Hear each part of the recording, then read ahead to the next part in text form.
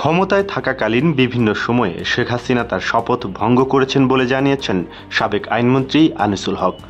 ঢাকা মহানগর গোয়েন্দা পুলিশের কাছে রিমান্ডে জিজ্ঞাসাবাদে এই তথ্য জানান সাবেক প্রধানমন্ত্রী শেখ হাসিনার আস্থাভাজন সাবেক এই মন্ত্রী।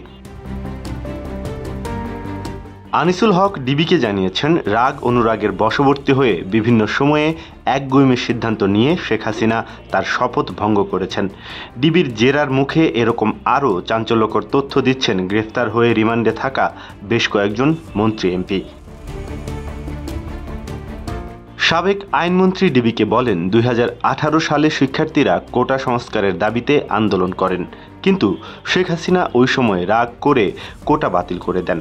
এর মাধ্যমে তিনি শপথ ভঙ্গ করেছেন, কারণ প্রধানমন্ত্রী হিসাবে শপথ নেয়ার সময় তিনি বলেছিলেন কোনো ধরনের রাগ অনুরাগ বা বিরাগের বশবর্তী হয়ে তিনি সিদ্ধান্ত নেবেন না।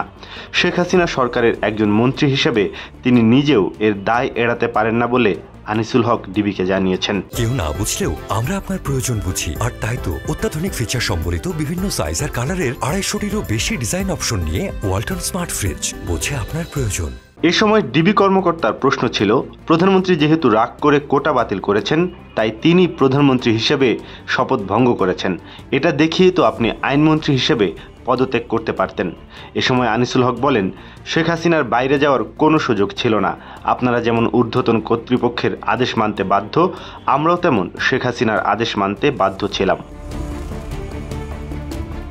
এ সময় ডিবি কর্মকর্তা বলেন, আমরা ঊর্ধ্বতনের অন্যায় আদেশ মানতে বাধ্য না, আর অন্যায় আদেশ মানেনি বলেই দীর্ঘদিন পদোন্নতি হয়নি। পোস্টিং দেওয়া হয়েছিল খারাপ জায়গায়। আপনারাও তো অন্যায় আদেশ না মানার দৃষ্টান্ত দেখাতে পারতেন। এখন পর্যন্ত গ্রেফতার আওয়ামী লীগের নেতাদের কাছ থেকে পাওয়া তথ্যের ভিত্তিতে জানা গেছে, শেখ হাসিনা কোনো মন্ত্রী, প্রতিমন্ত্রী, উপদেষ্টা বা নেতাদের কথা শুনতে চাইতেন না।